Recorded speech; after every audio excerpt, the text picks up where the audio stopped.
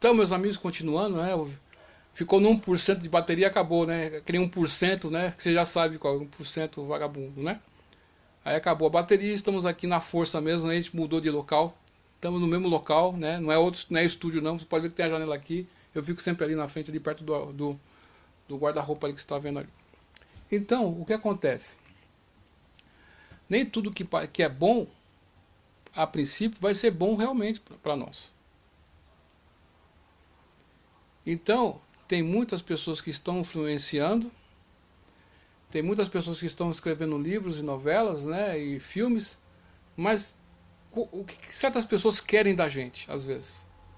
Isso que é a grande questão. Então, é importante entendermos essas coisas aí, tentar entender a riqueza da literatura védica. Como é que pode uma civilização que nos deixou as danças clássicas indianas, mudras, né, mantras, arquitetura. Temos o Vastu Shastra, que é um manual de arquitetura. Temos o Ayurveda, a primeira medicina do mundo, né?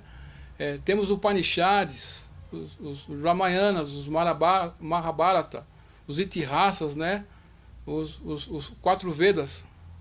Como é que pode uma cultura que nos legou tudo isso desprezarmos? Então, essa cultura, ela foi pervertida com o passar do tempo também, e falaremos isso num outro vídeo. Fiz um vídeo, né, de um paralelo entre a cultura védica com o conservadorismo, porque esse pessoal que perverteu a política não é de hoje, veio de lá de trás, muito tempo atrás. Tanto é que quando você lê o Mahabharata e vê a história dos Kurus, você pensa, pô, esses caras são os comunistas, né, os nazistas, enfim. Então isso, muito tempo de estudo. Tem muitas pessoas que tentam, uma coisa que eu gostaria de deixar claro aqui, muitas pessoas que ganham dinheiro com a yoga, que esqueci de mencionar a yoga, ainda tem yoga ainda, né? A alimentação também, uma civilização que também, vamos retomando esse assunto, né? Que tecidos, a culinária, temperos, né? A Europa não sabia o que era tempero. Foi a caminho das Índias e do Oriente que ela descobriu os temperos, os tecidos, enfim, tapetes, né? Assim por diante. Então, essa civilização tem muito a nos dar. Mas só que tem um detalhe muito interessante. Por exemplo, tentar fazer um paralelo. Eu gosto de citar sempre o professor Olavo de Carvalho, porque, entenda, se você, hoje em dia, muitas pessoas estão falando sobre a nova ordem mundial, né? Mas há 10, 15, 20 anos atrás, só o professor Olavo que falava sobre isso, e alguns outros, poucos.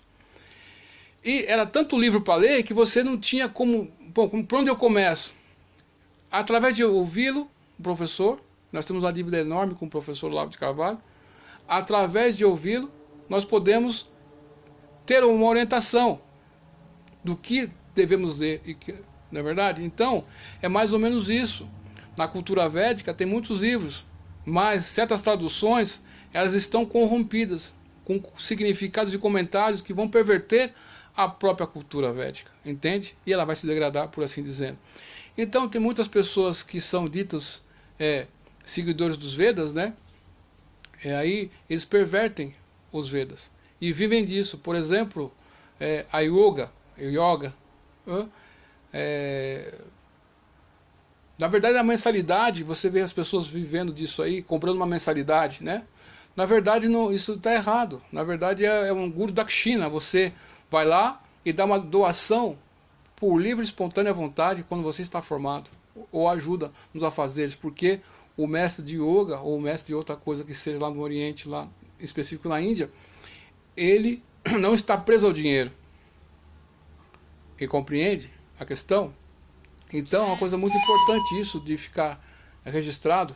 Por exemplo, certas coisas não é porque você está numa faculdade que você vai aprender certas coisas. Por exemplo, uma pessoa que faz Tai Chi Chuan e aprendeu com uma pessoa que aprendeu com o pai dele, e essa tradição vem de milênios, isso aí não se compara com a tradição apenas acadêmica.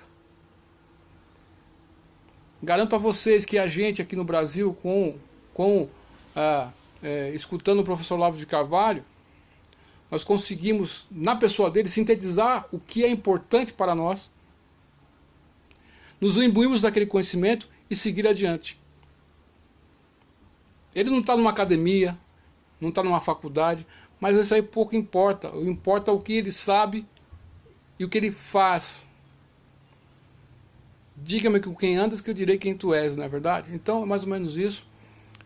Tem muitas pessoas ganhando dinheiro com a cultura védica, pervertendo a cultura védica. Tem muitas pessoas aí que são monges aí. Não gostaria de falar sobre esse assunto é um assunto delicado, é para quem já estuda há muitos anos, né, e sabe como que é o meio lá. Estão pervertendo a cultura e estão se aderindo a esse marxismo cultural. O marxismo cultural já está permeando muitas filosofias orientais, infelizmente. Então é complicado hoje. Então isso aí tem que ficar registrado. Sobre o Guru da Krishna, você já imaginou você ir no centro espírita, para dar um exemplo, né? Você pode ser que você não seja, mas você que quando você vai lá, toma um passe, imagina se eles começarem a cobrar pelo passe. Você vai achar aquela coisa estranha, mas que centro espírita é esse aqui que cobra um passe, né? Isso não existe, não é verdade? De igual modo, cobrar por uma aula de yoga, compreende onde eu quero chegar? Isso aí não é feitio de um Brahmana, é de um Vaishya, compreende? Então, é mais ou menos isso a nossa fala. Em outros vídeos vamos falar sobre esse tema, né? Do marxismo cultural na cultura védica, como que ele está infiltrado, assim como está na Igreja Católica, no protestantismo aí, nas academias, enfim, é complicado. Então, obrigado aí. Duvide tudo, depois duvida a dúvida. Estude hoje porque amanhã pode. Você tá até mais, tchau.